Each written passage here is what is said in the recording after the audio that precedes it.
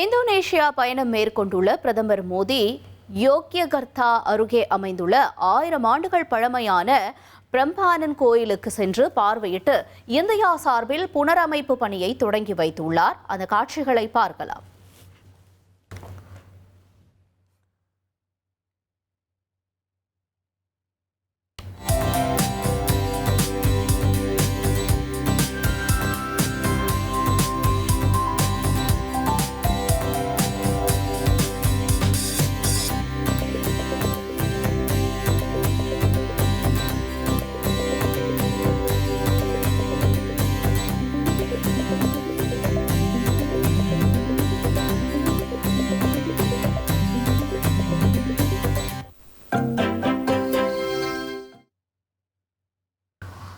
இது குறித்தான கூடுதல் தகவல்களை செய்தியாளர் ரமேஷ்குமார் வழங்கிட கேட்கலாம். ரமேஷ்குமார், வணக்கம். இந்த ஆலயத்தின் சிறப்புகள் என்னவா இருக்கு? மேலும் தற்பொழுது பிரதமர் மோடி அங்கு பார்வையிட்டு இருக்கக்கூடிய நிலையில இது தொடர்பா என்ன சொல்றாங்க?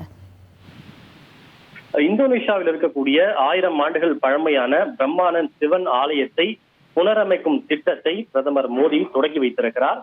அந்த ஆலயத்திற்கு சென்று அங்கு ஆய்வு செய்து தரிசனம் மேற்கொண்ட பிரதமர் மோடி இந்தோனேஷிய அதிபர் சுபியாண்டோ பிரபாவுடன் இணைந்து இந்த ஆலயத்தை புனரமைக்கும் திட்டத்தை துவக்கி வைத்திருக்கிறார். இருவரும் கூட்டாகவே இதனை தொடங்கி வைத்திருக்கிறார்கள். குறிப்பாக 9ஆம் நூற்றாண்டில் கட்டப்பட்ட 1000 ஆண்டுகள் பழமையான இந்த ஆலயம் பல்வேறு காரணங்களால் சிதிலமடைந்து காணப்படுகிறது. அதாவது அரசியல் மாற்றம், இயற்கை பேரிடர், எரிமலை வெடிப்பு உள்ளிட்ட பல்வேறு காரணங்களால் அது ஒவ்வொரு காலகட்டத்திலும் சிதிலமடைந்திருக்கிறது. அவ்வப்போது வந்த அரசுகள் அதனை புனரமைத்திருந்தாலும் கூட அது இன்னும் முழுமையாக புனரமைக்கப்படவில்லை. காரணம், இந்த கோவில் என்பது மிக பிரம்மாண்டமான ஒரு ஆலயம். பிரதானமான ஆலயம் என்பது சிவனுக்கான ஆலயம். இது தவிர பிரம்மா விஷ்ணுவுக்கு என்று ஆலயங்கள் இருக்கின்றன. இது மட்டுமின்றி மொத்தம் 240 பரிவார கோவில்கள் இந்த ஆலயத்தில் அமைந்திருக்கிறது. அந்த அளவுக்கு பல ஏக்கர் பரப்பளவில் இந்த ஆலயம் பறந்து விரிந்திருக்கக்கூடிய ஒரு ஆலயம். இவை அனைத்தும் இன்னும் முழுமையாக புனரமைக்கப்படவில்லை. இந்த சூழ்நிலையில்தான் இந்தோனேஷியாவோடு இணைந்து இந்தியா இந்த ஆலயத்தை புனரமைக்க இருப்பதாக நேற்றைய தினம் இரு நாடுகளின் தலைவர்களும் கூட்டாக அறிவித்தனர். அதன் அடிப்படையில் தான் தற்போது இந்த ஆலயத்தை புனரமைப்பதற்கான திட்டத்தை இந்தியா தொடக்கி வைக்க இருக்கிறது. குறிப்பா இந்தோனேஷிய அதிகாரிகளோடு இணைந்து இந்தியாவினுடைய தொல்லியல் துறை இந்த நடவடிக்கையை மேற்கொள்ள இருக்கிறது. இந்தியாவினுடைய தொல்லியல் துறை தான் இந்த நடவடிக்கையை தலைமையேற்று செய்ய இருக்கிறது என்பது குறிப்பிடத்தக்கது. இந்த 240 பரிவார கோவில் இருக்கிறது அல்லவா, இந்த கோவிலுடைய கற்கள் எல்லாம் ஆங்காங்கே சிதறி கிடக்கின்றது. எனவே இந்த ஒரிஜினல் கற்களை, இந்த கோவில் 9ஆம் நூற்றாண்டில் கட்டப்பட்ட போது எந்தெந்த கற்கள் பயன்படுத்தப்பட்டதோ அதே கற்களை அதே கோவிலில் வைத்து கட்டுவதுதான் இதனுடைய முதல் தலையாய பணியாக வந்திருக்கிறது. இதற்காக பல நடவடிக்கைகளை அவர்கள் மேற்கொள்ள இருக்கிறார்கள்.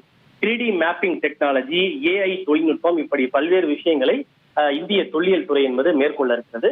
இது ஒரு சவாலான பணிதான். இருந்தாலும் இதனை செய்து முடிக்க முடியும் என்று இந்திய தொல்லியல் துறை அதிகாரிகள் தெரிவித்திருக்கிறார்கள். 240 சன்னதி என்று சொல்லும் போது விஷ்ணு, துர்கை, அதே போல அகஸ்தியர், விநாயகர், சூரியன், சந்திரன், இப்படி எல்லா தெய்வங்களுக்கும் 240 தனித்தனி கோவில் என்பது அமைந்திருக்கிறது. இவை அனைத்தும் புனரமைக்கப்படுவதற்கான பணிகள் என்பது மேற்கொள்ளப்படுகிறது. இது பல ஆண்டுகள் நடைபெறக்கூடிய ஒரு பணியாகவும் அமையவிருக்கிறது. ரைட், உங்களுடைய விரிவான தகவல்களுக்கு நன்றி ரமேஷ்குமார். இனி செல்லும் இடமெல்லாம் செய்தி. தந்தி டிவியின் வாட்ஸ்அப் சேனலை ஃபாலோ பண்ணினா செல்ல இருக்கும் இடமெல்லாம் செய்தி. இதோ QR கோட், இப்பவே ஸ்கேன் பண்ணுங்க, ஃபாலோ பண்ணுங்க.